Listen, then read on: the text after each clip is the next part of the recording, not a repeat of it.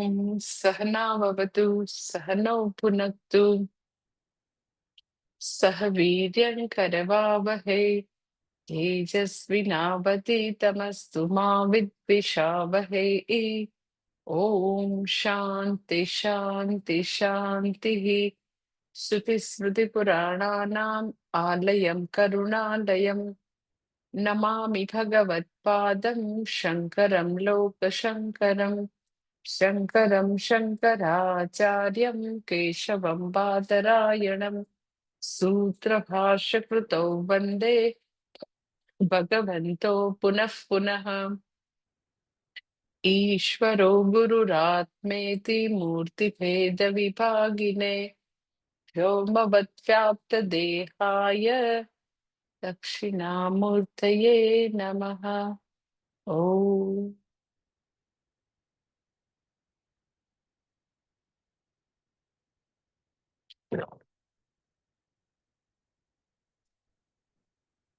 भगवद गीता 5मो अध्याय श्लोक नंबर 23।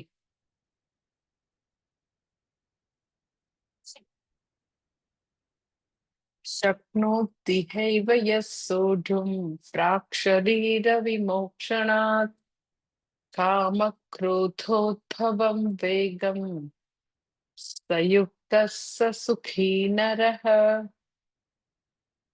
ગઈકાલે આપણે જોયું કે ભગવાન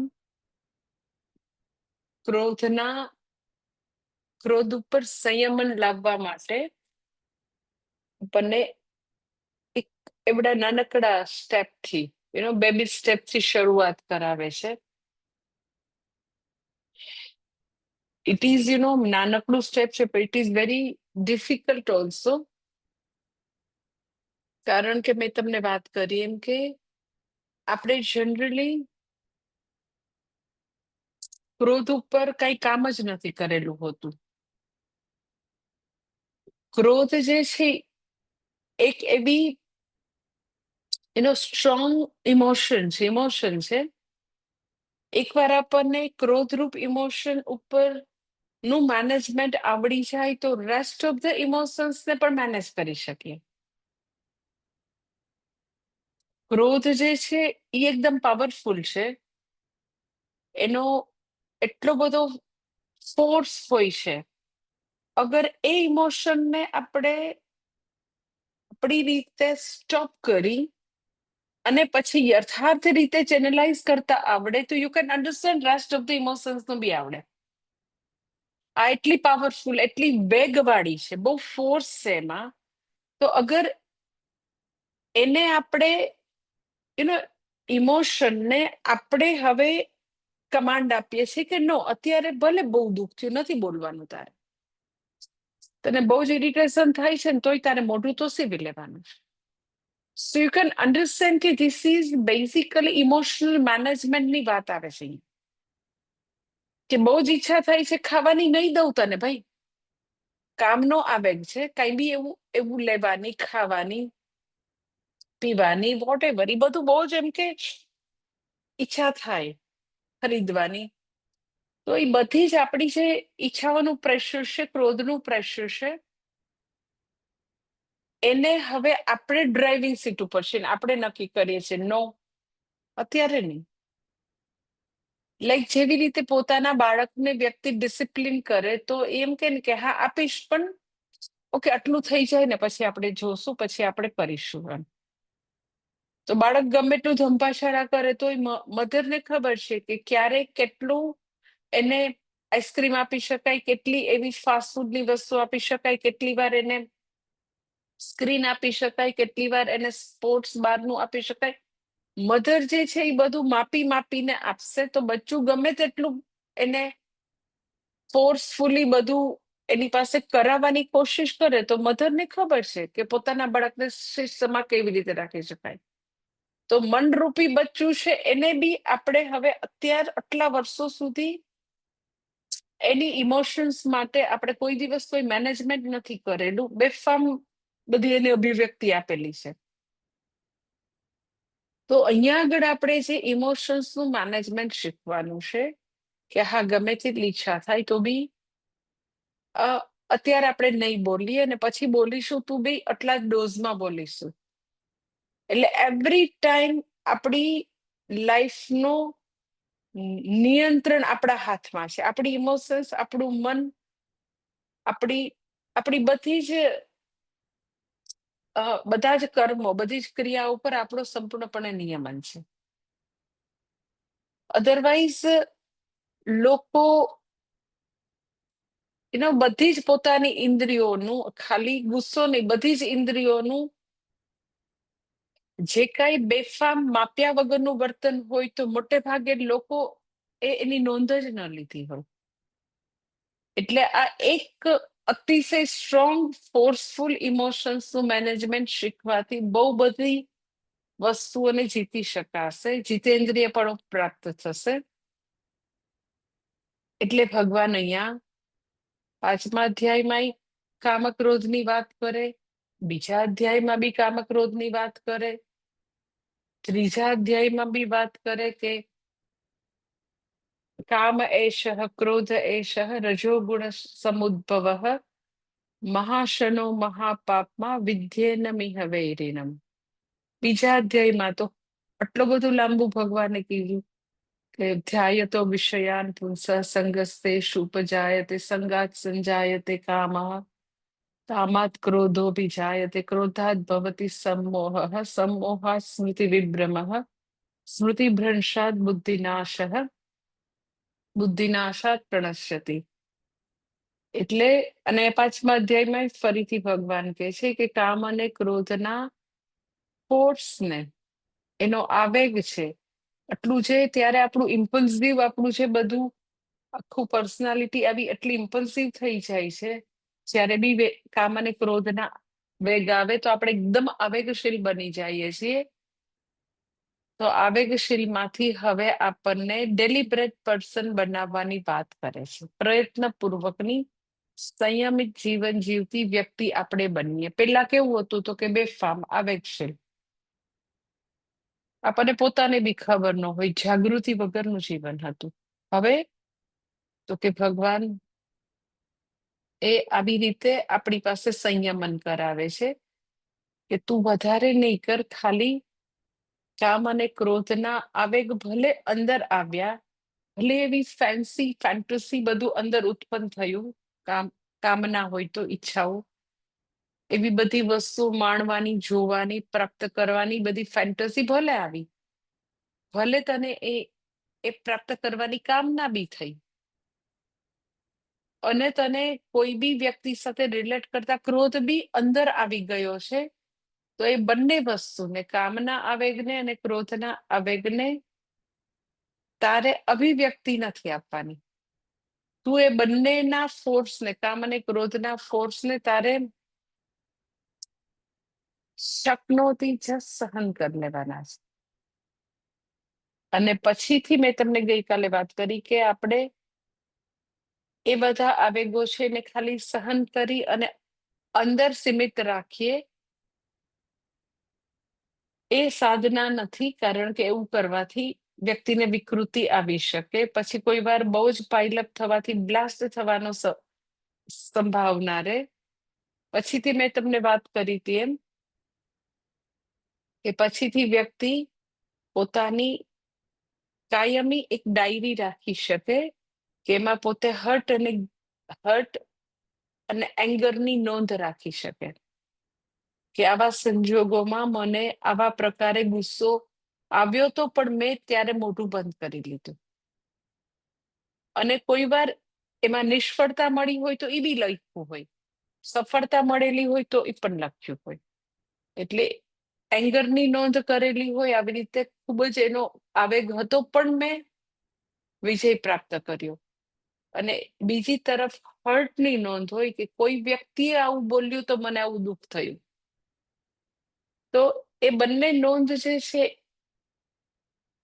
એ આપણને બહુ જ ઉપયોગી થાય, ઇન ધેટ સેન્સ કે આપણને વેઝ ઓફ ધ માઇન્ડ, આપણી મનની ધારાઓની ઓળખ થાય, આપણે આપણી જ ઇમોશન્સને ઓળખી શકીએ કે આવા સંજોગોમાં મારું મન આવા કોઈ ટ્રિગર આઉટ થવાથી મારું મન જે છે બહુ જ ખિન્ન થઈ જાય છે, વિષાદગ્રસ્ત થઈ જાય છે, ઇરિટેટ થઈ જાય છે, લો ફીલ થાય છે, તો આપણને આપણા ટ્રિગર પોઈન્ટ ખબર પડે.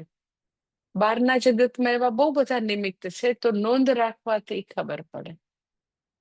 નોંધ રાખવાથી મનની ધારાઓની સમજ આવશે કે મન કેવી રીતે વર્તે છે. એટલે ડાયરી રાઇટિંગ જે છે એ બહુ જ ઉપયોગી થાય. તમે કોઈથી બી હર્ટ આપણે થતા હોય એની બી અગર નોંધ રાખી હોય હર્ટની, તો ઉપયોગી હર્ટનું બે રીતે થશે ઉપયોગી. જે મેં ગઈકાલે કીધું કે આપણે ગુસ્સો કરીને કોઈને વિક્ટિમ ન બનાવીએ, આપણે વાચિક હિંસા ન કરીએ, ડઝન્ટ મીન કે બીજા લોકો નહીં કરે આપણને. તો એમાં આપણે આપણી જાતને કેવી રીતે પ્રોટેક્ટ કરી શકીએ, એ અહીંયા જ એક સિક્કાની બીજી બાજુ છે. પણ એમાં મોસ્ટ ઇમ્પોર્ટન્ટ વસ્તુ એ છે કે પેલા ખુદના એંગર ઉપર પોતે ખૂબ જ પ્રભુત્વ પ્રાપ્ત કરવું પડે. Than only you can get that power to tell anybody. ખુદ ને પોતાની ઇમોશન્સને મેનેજમેન્ટ નથી આવડતું, તો તમે બીજાને સારી રીતે, હું જે તમને કહું છું એવી રીતે કોમ્યુનિકેટ નહીં કરી શકો. એટલે પેલા થોડુંક પોતાના કામ અને ક્રોધના વેગ ઉપર થોડુંક સંયમન આવે, થોડું પ્રભુત્વ આપે ને પોતે નક્કી કરતા હોય કે અત્યારે નથી બોલવું ને પછી હું કહીશ, પછી કહીશ તો આટલું જ કહીશ અને આવી રીતે કહીશ. ખરાબ રીતે તો નહીં જ કહું. મને એકદમ ઓબ્જેક્ટિવિટી આવે, મારું મન શાંત હશે, હું બોલવા માટે સક્ષમ હશું ત્યારે જ બોલીશ. પણ એવું સ્ટેજ પ્રાપ્ત થયા પછી આપણે કોઈના ગુસ્સાનો ભોગ બનતા હોય, આપણને હર્ટ થતું હોય, તો એની સાથે વાત કરવાની તાકાત ત્યારે આવે. એ શેના જેવું છે એનો, એ પેલી એવી વાર્તા છે ને કે કોઈ સ્ત્રી જે છે એક મહાત્મા પાસે પોતાના દીકરાને લઈને આવે છે કે એટલું મારો છોકરો ગોળ ખાય છે ને તમે એમ કે આને થોડુંક સમજાવો ને કે આટલો બધો ગોળ ખાશે તો એને કૃમિ થશે. તો મહાત્મા કે હું એને કઈ નહીં કહું, તમે એક કામ કરો, મહિના પછી આવો પછી કહીશ. તો કે પણ અત્યારે કહી દે ને, તો કે ના અત્યારે નહીં કહું. તો પછી 1 મહિના પછી આવે છે ને પછી દીકરાને સમજાવે છે, તો પછી પેલી સ્ત્રીને અચરજ થાય છે કે લે, ત્યારે મહિના પહેલા આજ તમારે કહેવાનું તો કહી દેવાય ને. તો ત્યારે હું ગોળ ખાતો હતો એટલો બધો. હું એટલો ગોળ ખાતો તો હું એને થોડા તારા બાળકને હું સમજાવી શકવાનો છું. હું જ ખુદ એનો હેલ્પલેસનેસ સિચ્યુએશનમાં હતો કે મારાથી બે ગોળ નહોતો છૂટતો. એમ આપણે જ્યારે સામેની વ્યક્તિ ગુસ્સો કરે છે આપણી ઉપર, બેડ વર્ડ્સ યુઝ કરે છે, ગુસ્સે થાય ત્યારે એને પોતાના એવા હાર્શ શબ્દો ઉપર પોતાનો કંટ્રોલ નથી રહેતો સામેની વ્યક્તિને. જનરલી મેં તમને કીધું પરિવારના સભ્ય જ હોય, ડિયર એન્ડ નિયર જ હોય. પણ આપણે એની સાથે વાત કરવા બેસીએ, આપણને એના ગુસ્સાનો ભોગ બન્યા હોય, હર્ટ થયા હોય, તો આપણે જયારે વાત કરવા બેસીએ તો આપણે એવી રીતે વાત કરીએ કે એને આપણને હર્ટ કર્યું એના કરતા 5 ગણું પાછું આપણે હર્ટ કરીએ. કારણ કે ઈ જે ડિસ્કશન હોય એ ડિસ્કશન જેવું રહે જ નહીં. સામસામા આરોપબાજી ને સામસામે ભૂતકાળના બધા સ્કેલેટન બહાર આવે ને એકબીજા ઉપર બસ આક્ષેપ ને એકબીજાની બધી નેગેટિવ વસ્તુ બોલ્યા જ કરીએ. તો ઓલાએ આપણને હર્ટ કર્યું હોય તો એના કરતા વધારે આપણે એ વખતે વાત કરવા બેસીએ તો વધારે હર્ટ કરીએ. એટલે બંને બસ વ્યક્તિ રોગિષ્ટ હોય તો ન ચાલે, એક વ્યક્તિએ તો પેલા તંદુરસ્ત થવું પડે ને. બંને રોગિષ્ટ હોય તો ક્યાંથી ચાલે. એટલે અહીંયા આગળ એમ કે ક્રોધ ઉપર પેલા આપણે નિયમન માટે બહુ સાધના કરવી પડે, બહુ જ સાધના કરવી, દીર્ઘકાળની સાધના કરવી પડે. પછી વ્યક્તિને એવો એકદમ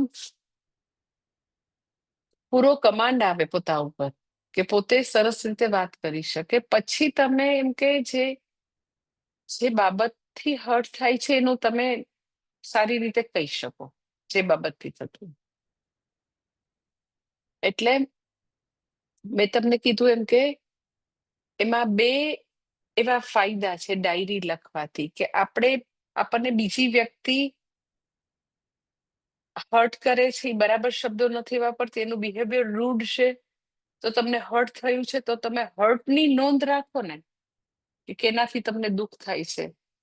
તો પહેલું એનો મોટો ફાયદો એ છે કે આપણને અગેન ઈ ખબર પડશે આપણા એંગરના ટ્રિગર પોઈન્ટ. એંગર શેનાથી આવે છે, ઈ કયા બટનથી આવે છે, એ એરોનિયસ ઝોન કે એ એવી આપણી દુખતી નસ છે ઈ કેમ આપણે એમ કે એંગર મેનેજમેન્ટમાં લખતા રહીએ, એમ આપણને બીજાથી દુઃખ થાય છે ઈ લખવાથી પહેલો ફાયદો એ થાય કે અગેન આપણને આપણા આવા બટન ખબર પડે કે આ આપણી આવી વીક કડી છે અને આવી વસ્તુથી આપણને દુઃખ થાય છે આવું કહેતો. તો ઈ લખવાથી શું ફાયદો થાય, તો કે ઈ લખ્યું હોય તો તમે સમજી શકો છો કે એ વ્યક્તિથી તમારે કેટલું ડિસ્ટન્સ રાખવું. આમ ડિસ્ટન્સ રાખીને એની સાથે વર્તવું એટલી તો ભાન પડે ને. એ શેના જેવું છે કે તમે સપોઝ એનો કાર લઈને અહીંયા આપણે બરોડા આશ્રમમાં આવતા હો, તો જે લોકો બરોડા આશ્રમમાં કાર લઈને આવતા હોય તો તમને એક્ઝેક્ટલી ખબર છે કે નવરત્ન યુનિવર્સિટી થી પછી આગળ એની આગળ તો રસ્તો થાય છે, એમ કે એની પેલા રિંગ રોડ છે, પછી એના પછી આપણો ભાઈલી ગામનો રોડ થાય છે. તો એટલા બધા અપ્સ એન્ડ ડાઉન આવતા હોય છે રોડમાં, કે રિંગ રોડ ખૂબ ઊંચો છે અને આપણો જે 18 મીટરનો રોડ છે એ નીચો છે. રિંગ રોડ 75 મીટરનો છે તો એકદમ ઊંચો છે. તો એનું જયારે બાંધકામ થઈ રહ્યું છે તો જ્યારે જે બી લોકો મને મળવા આવે તો એ બધાને કાર લઈને મળવા આવતા બધા લોકોને એકદમ ખબર છે કે ભાઈ અહીંયા તો વર્ક ઇન પ્રોગ્રેસ ના બોર્ડ નથી માર્યા, કારણ કે આ તો આપણી રેઢિયાળ સરકાર છે, એવા થોડા બોર્ડ મારેલા હોય. પણ વર્ક ઇન પ્રોગ્રેસ છે તો આપણે કાર એકદમ જોઈને સાવધાનીથી ચલાવીએ એટલે ખબર પડે ને આપણને. જો તમે અહીં મને મળવા આવતા હોય તો એકદમ ખબર પડે ને કે રોડ ઉપર બમ્પ છે, પેલો રિંગ રોડ બહુ ઊંચો છે, 18 મીટરનો રોડ તો એવો નીચો છે. તો આપણે કેવું એમ કે એકદમ સાવધાન થઈને કાર ચલાવીએ, કારણ કે આપણને ખબર છે આ રોડ ઉબડ ખાબડ છે, બમ્પ આવશે, પછી રોડ વર્ક ઇન પ્રોગ્રેસ નું બોર્ડ નહીં હોય, તો આપણે બહુ જ સાવધાની વર્તીએ ને. તો જ્યારે આપણે આપણા એંગર અને આપણું હર્ટ એ બંનેની નોંધ કરતા હોય, તો જે વ્યક્તિઓથી હર્ટ થવાની સંભાવના હોય તો ત્યાં આપણને ખબર છે ને કે અહીંયા સાવધાની વર્તવાની છે. જો આપણે આની સાથે બહુ એકદમ ઘરો બહુ કેળવી દેશું ને બહુ જ થીક રિલેશન કરી લેશું ને તો આ ગમે ત્યારે વાર કરશે. વાર એના માટે કરશે, ડેલિબરેટલી નથી કરતી વ્યક્તિ વાર તમારી પર, કારણ કે ઇન્ટિમેટ લોકો છે, પ્રયત્નપૂર્વક જાણી જોઈને અને આમ કરો એવું નથી કરતા એ લોકો. ઈ લોકો સ્વભાવ વશાત, પ્રકૃતિ વશાત એ લોકો વાર કરે છે. એટલે સૌથી પહેલી વસ્તુ કે આપણને આપણી બાઉન્ડ્રી ડ્રો કરવાનું ખબર પડે, ક્યાંથી સાવધાની કરવાની ખબર પડે. એટલે મેં તમને વાત કરી હતી આની પહેલા, બહુ વખત પહેલા, કે એક એવા થેરાપિસ્ટ છે, સાયકોથેરાપિસ્ટ, કે એ જ્યારે પોતાની સેશનમાં બાઉન્ડ્રી ડ્રો કેવી રીતે કરવી એ પ્રેક્ટિકલી બતાવતા હોય ને તો એ આવી રીતે બતાવે કે એનો એક રૂમની વોલ હોય ને, વોલ પાસે ઈ બેનને ઊભી રાખે અને એમ કે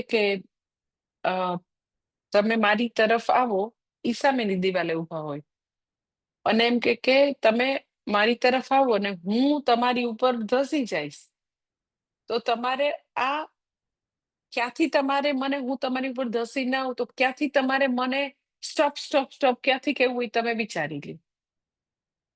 એટલે સામેની દિવાલથી ઈ થેરાપિસ્ટ એકદમ ધસમસતી આવીને ઓલી સામેથી આવતી હોય તો એની ઉપર આમ એકદમ લિટરલી અને ફોર્સફુલી એની ઉપર આમ ધસી પડે.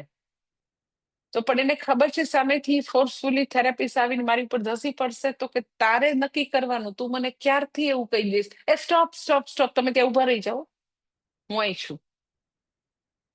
એટલે તમે જો ફિઝિકલી પણ બાઉન્ડ્રી ડ્રો ન કરી શકતા હોય તો ઇમોશનલ બાઉન્ડ્રી તો કેટલી અઘરી છે. કે વ્યક્તિને એ ખબર પડવી જોઈએ કે મારી આસપાસની ઇન્ટિમેટ વ્યક્તિઓ આવા પ્રકારના ડિસ્કશન થશે તો એ બધી બ્લડ બાઉન્ડ્રી છે અથવા તો બાઉન્ડ્રી છે નહીં, અને ગમે ત્યારે એ આવીને ધસમસતું ગમે તે વાક્ય બોલી જશે, તો એની પહેલા આપણે એમાંથી વિડ્રોલ થઈને આઘાત જતું રહેવું એ આપણને બાઉન્ડ્રી ડ્રો કરતા આવડવી જોઈએ. અને આપણે ટ્રાયલ એન્ડ એરર ને પ્રેક્ટિસ થી શીખવું પડે. એટલે ડાયરી રાઇટિંગ થી એ ખબર પડે કે આવા પ્રકારની વર્તણૂકથી મને આવું આવું હર્ટ થાય છે. એ ડેલિબરેટલી નથી કરતા, પણ એની ટેવથી કરે છે, તો એની ટેવથી એવું કરશે જ. તો આપણે શું કરવું છે? આવું આવું થશે, લગ્ન હશે, સગાઈ હશે, કથા હશે, ઘરમાં પૂજા હશે, ઘરમાં કોઈક, તો એ આવું કરશે. તો આપણે આપણી બાઉન્ડ્રી જે છે એ બહુ જ સોલિડ રાખવી પડે. બ્લડ બાઉન્ડ્રી હશે, અસ્પષ્ટ હશે, તો એ તો ધસી આવશે. એટલે પેલી વસ્તુ એ ખબર પડે કે બાઉન્ડ્રી ડ્રો ક્યારે કરવી, કેવી રીતે વ્યક્તિને આમ ડિસ્ટન્સ થી સુધી જ આવવા દેવું, આપણી ઉપર ધસી ના આવે એ આપણે ધ્યાન રાખવું. હંમેશા એવું આમ ડિસ્ટન્સ, એક પ્રકારનું ડિસ્ટન્સ રાખવું. Second thing is very important કે આપણે ડાયરી લખતા હોય ને તો આપણને કાયમ એવી રીતે ડાયરી લખવાની ટેવ હોય. જ્યારે બી હર્ટ થાય, જ્યારે બી એંગર છે, જ્યારે એંગરને આપણે ફાડી શકીએ, સહન કરી શકીએ, ડાયરી જ લખતા હોય, તો એનાથી બહુ જ સરસ ફાયદો એ થાય બીજો, વેરી બ્યુટીફુલ, કે તમે સપોઝ 1 વર્ષ પહેલાનું તમે પેજ ખોલીને જોવો, 1 વર્ષ પહેલાનું, સપોઝ તમને આજે 3 એપ્રિલ છે ને, અરે 2 એપ્રિલ, આજે 2 એપ્રિલે સપોઝ કોઈ વ્યક્તિ, એવી ઇન્ટિમેટ વ્યક્તિથી હર્ટ થયું, પછી તમે એનું રીઝન લખ્યું, પછી તમે ખાલી તમારા એક યુ કેન સે એક એમ જ ઇન્ફોર્મેશન માટે, એમ જ જોવા માટે તમે બેઠા બેઠા એનાલિસિસ કરતા હોય તમારા મનનું, સામેના મનનું, તો તમે એમ જ માહિતી માટે તમે 2024ની માર્ચ, એપ્રિલમાં, મેમાં તમે કઈ લખ્યું છે 24ની સાલમાં, એ તમે ખોલો પત્તું, સમજાય છે? અત્યારે 25ની સાલની ફેબ્રુઆરી, માર્ચ, એપ્રિલમાં તમને તમારી પ્રિય વ્યક્તિથી આ શબ્દોથી હર્ટ થયું, સપોઝ, તો તમે એક્ઝેક્ટ 12 મહિના પહેલા, 9 મહિના પહેલા, 10 મહિના પહેલાનું પેજ ખોલીને જુઓ કે ત્યારે તમે આવું કઈ લખ્યું હતું કે નહીં. અચ્છા, પાછું વળી એના આગલા વર્ષનું જુઓ, ભલે તમે 365 ડેઝ નો લખતા હોય, ખાલી હર્ટ થતું હોય ત્યારે જ તમે લખતા હો, પણ એક તમારી પાસે રેકોર્ડ છે. 2 યર્સ પહેલા જુઓ, 3 યર્સ પહેલા જુઓ, અત્યારે જે મૂંઝવણ છે, અત્યારે જે વેદના છે, અત્યારે જે હર્ટ થવાથી જે પ્રકારની અત્યારે તકલીફ થાય છે, રડવું આવે છે, શું 1 વર્ષ પહેલા, 2 વર્ષ પહેલા, 3 વર્ષ પહેલા એ કઈ ઘટના બની હતી? અને આવા જ પ્રકારની તમને મનમાં ફિલિંગ આવી હતી?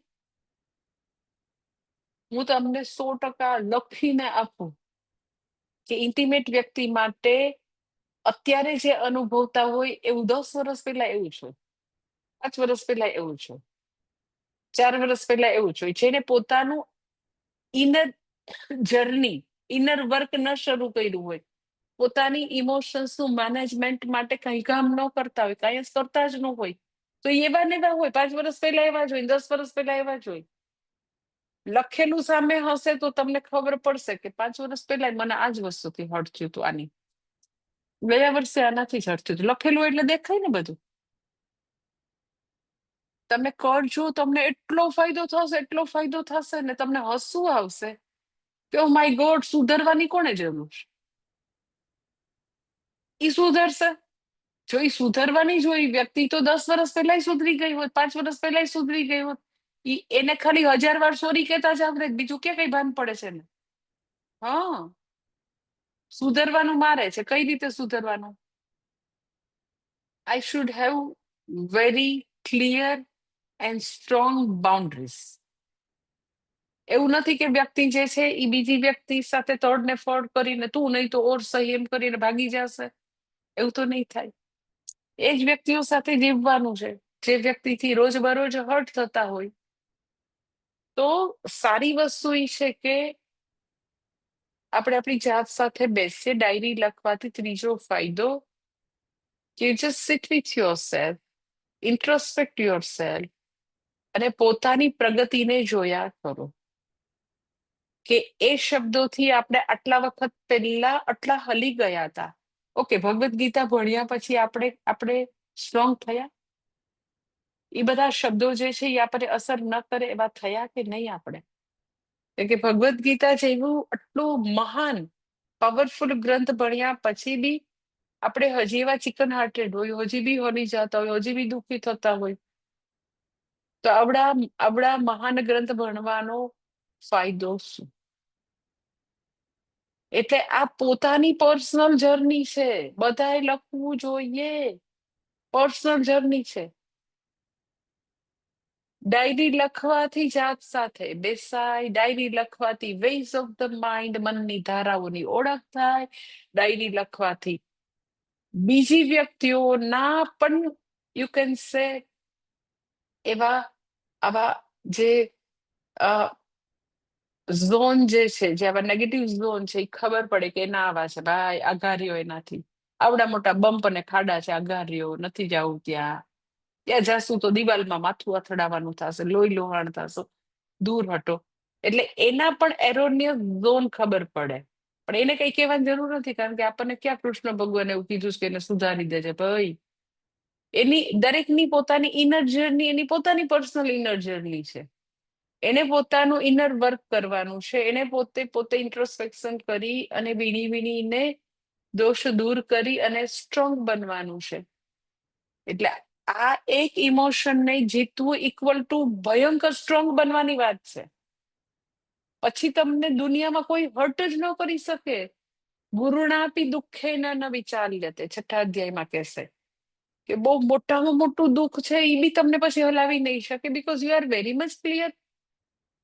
તમને પૂજ્ય સ્વામીજી એક વાક્ય હંમેશા કહેતા કે નોબડી કેન સરપ્રાઈઝ મી. મને કોઈ એવું કઈ આશ્ચર્ય અપાવી જ ન શકે, કારણ કે હવે તમને સરપ્રાઈઝ જેવું રહ્યું જ નથી. આમ હશે એટલે આમ જ કરશે. એ આવા શબ્દો બોલવાના જ છે. એને આવી રીતે બોલવાની આદત છે. જાવા દ્યો ને, ખંખેરો ને હાલતા થાવ.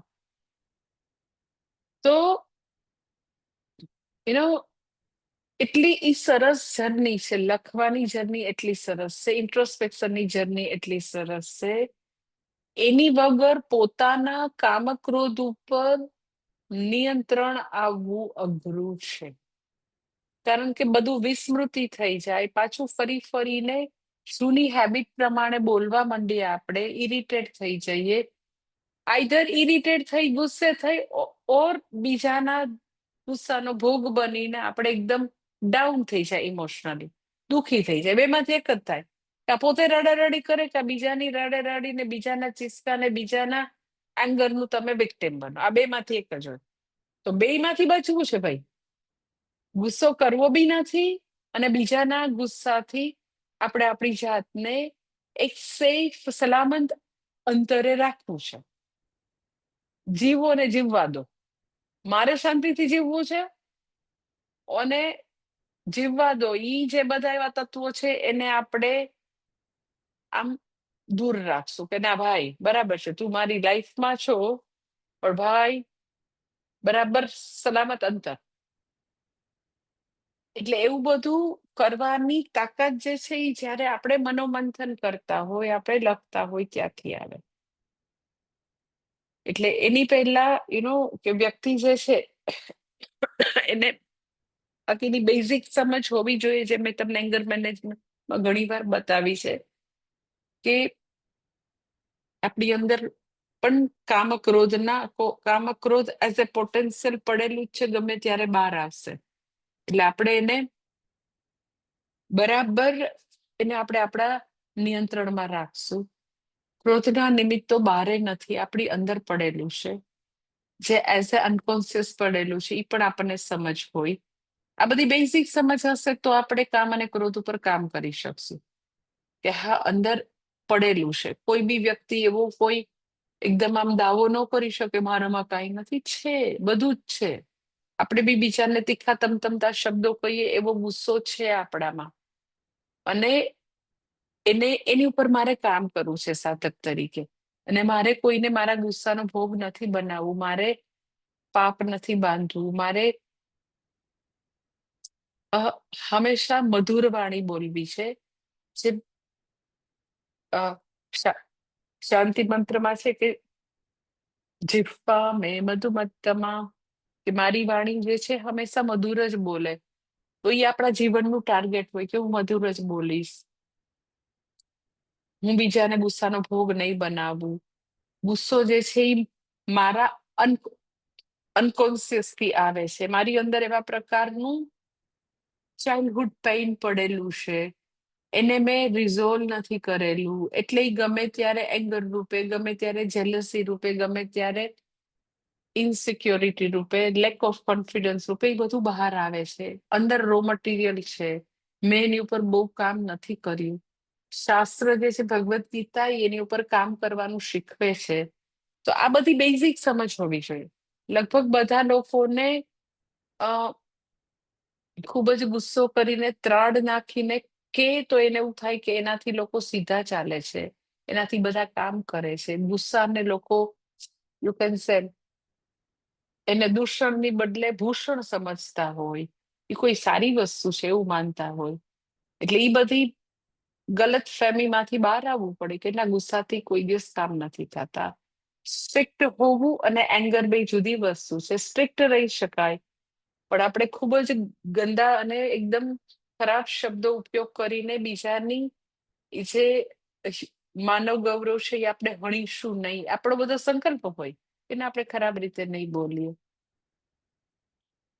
અને બીજું, આપણે આપણા કામ ક્રોધના આવેગો ઉપર કામ કરવા માટે આપણે સૌથી ઇફેક્ટિવ વસ્તુ મેં તમને આની પહેલા વાત કરી હતી કે સવારે ઉઠીને પથારીમાં બેસીને રોજે ભગવાનને પ્રાર્થના કરીએ કે ભગવાન વધારે નહીં, એક દિવસ તમે મારી વાણી છે એને મધુર રાખજો, હું જરા બી ગુસ્સો ન કરું, હું મારા ગુસ્સાને આવેગોને ખૂબ જ નિયંત્રણમાં રાખી શકો એવું ખાલી એક દિવસ માટે વરદાન આપ, વધારે હું નથી માંગતી. એટલે એ રોજ એ સૌથી ઇફેક્ટિવ વસ્તુ છે કે પથારીમાં ઊભા થઈને ફટાફટ કામ માટે દોડવાની જરૂર નથી. અગર આપણને આપણું વ્યક્તિત્વ ખૂબ જ મધુર થાય, આપણે ખૂબ જ પ્રેમાળ બનીએ, આપણામાં ખૂબ જ કમ્પેશન આવે એવું આપણે જોઈતું હોય, તો આપણે 1 મિનિટ રોજ સવારે ફાળવવી પડે અને ભગવાનને પ્રાર્થના કરવી પડે કે ભગવાન મારી વાણીમાંથી હંમેશા હની ફ્લો કરે, મધુર જ બોલે. મારા ગુસ્સા ઉપર બસ એક દિવસ નિયંત્રણ આપજે, વધારે હું નથી કહેતી. હું મારા ગુસ્સાને બરાબર કામ અને ક્રોધના વેગને ખાડી શકું. શકનોતી યસોટી, બસ હું સહન કરી શકું એટલી તાકાત આપજે. અને ચમત્કારિક રીતે અસર કરશે. રોજે 1 મિનિટ પથારીમાં પ્રાર્થના કરવાની. એ પ્રાર્થના એટલી બધી સારી છે કે કે એમાં તમે બહુ જ નથી માંગતા. It is one day at a time.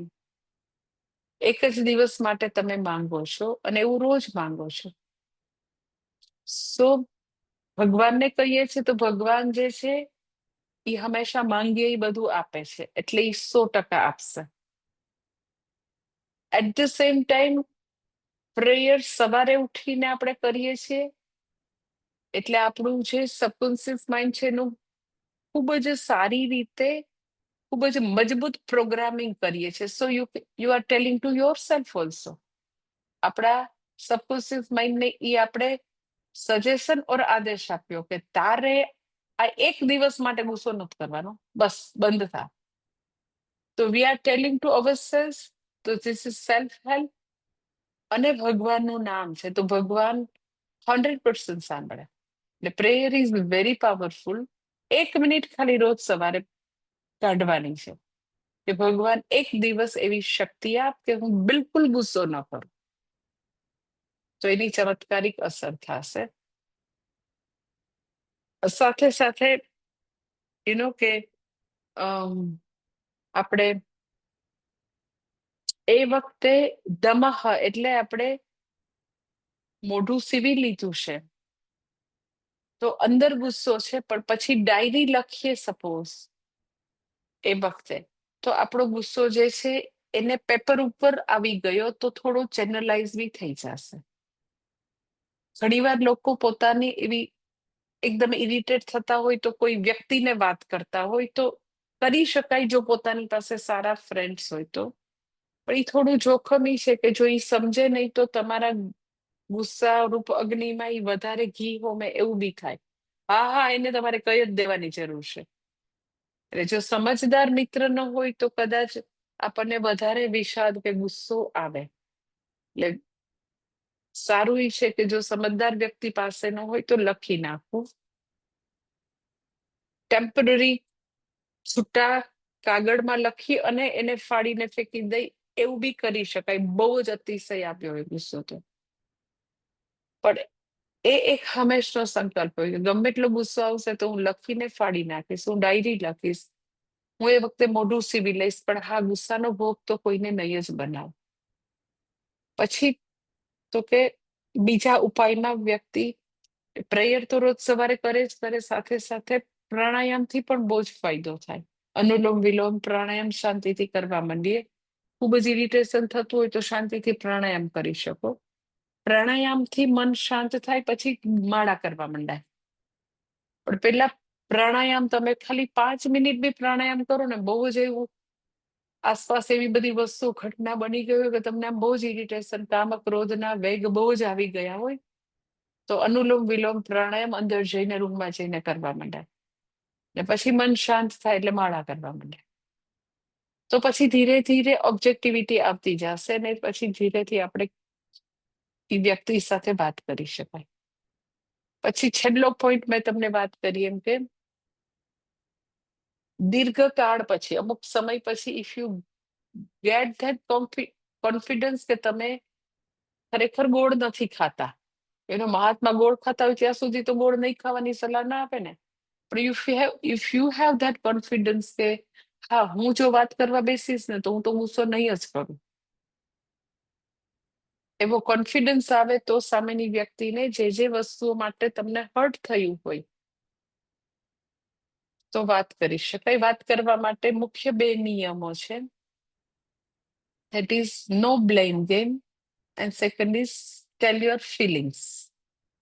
કે કોઈ પણ પ્રકારે સામેની વ્યક્તિને બ્લેમ કર્યા સિવાય પોતાની પીડા જે છે એ તમે બતાવી શકો છો, કહી શકો છો, બ્લેમ કર્યા સિવાય.